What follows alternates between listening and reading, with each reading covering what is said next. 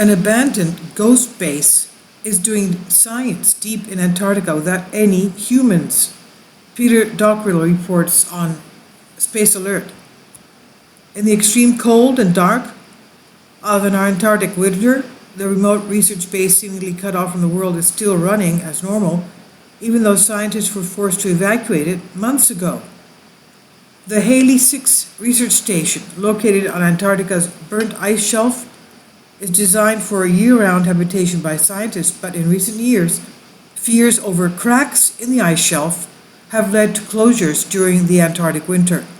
For Haley VI, these annual abandonments are only a temporary safety measure for research staff stationed at the facility, but evacuated or not, it does not mean the important science conducted here comes to a stop.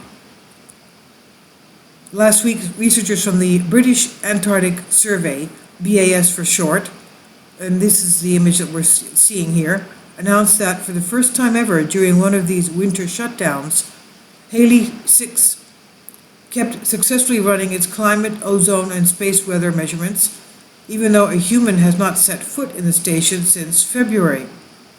Quote, "We're confident we had a good design, but Antarctic winter conditions are brutal, so you never know exactly what might happen," end quote, says BAS atmospheric scientist Thomas Barningham. Quote, "So far the systems have operated in temperatures as low as minus 43 degrees Celsius and withstood wind speeds of up to 43 knots, end quote. Barningham leads the Haley Automation Project, a complex engineering effort designed to make Haley VI run entirely by itself when unoccupied during the long, dark winter months. During these closures, the evacuated facility, evocatively described as ghost base by Live Science, keeps operational thanks to the autonomous power system that delivers electricity to the station's scientific instruments. The core of the automation platform is a micro-turbine installed in the operation-controlled container, which runs an autonomous fueling system to keep Haley VI and its monitoring devices running.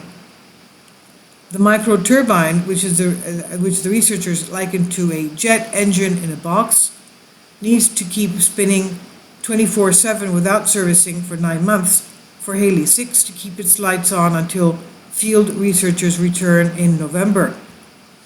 It's a tall order, but so far the autonomous platform has kept the station powered for 136 days, and the BAS team is confident it can see the winter out while keeping a range of meteorological, ozone, and atmospheric monitoring instruments operational, while transmitting 1 gigabyte of data back to researchers in the UK every day.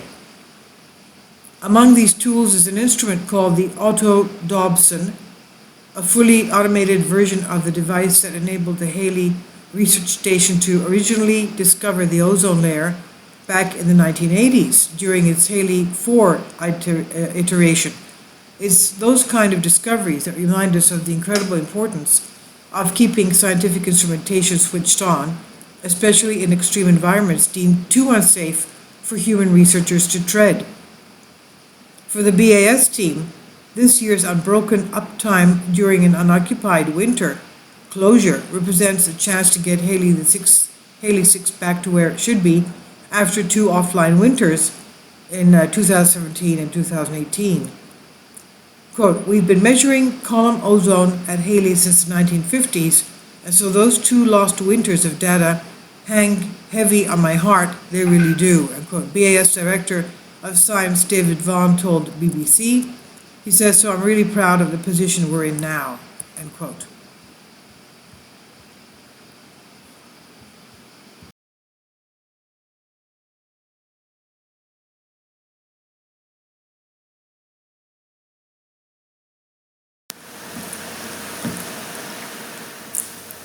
If you'd like to join me on my Patreon account, you will hear content not covered by mainstream media.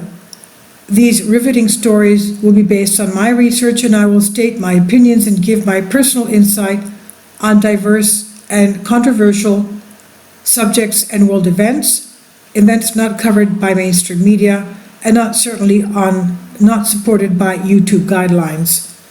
So whatever I have on my Patreon. Most of those will not be on my YouTube channel. Please consider becoming a member today. More of the most significant and important videos will be on my Patreon channel. Your support helps me to continue my research and keeps this YouTube channel alive.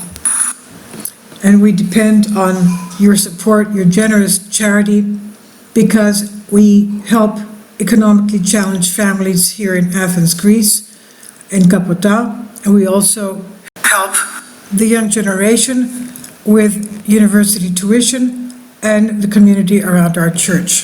Thank you.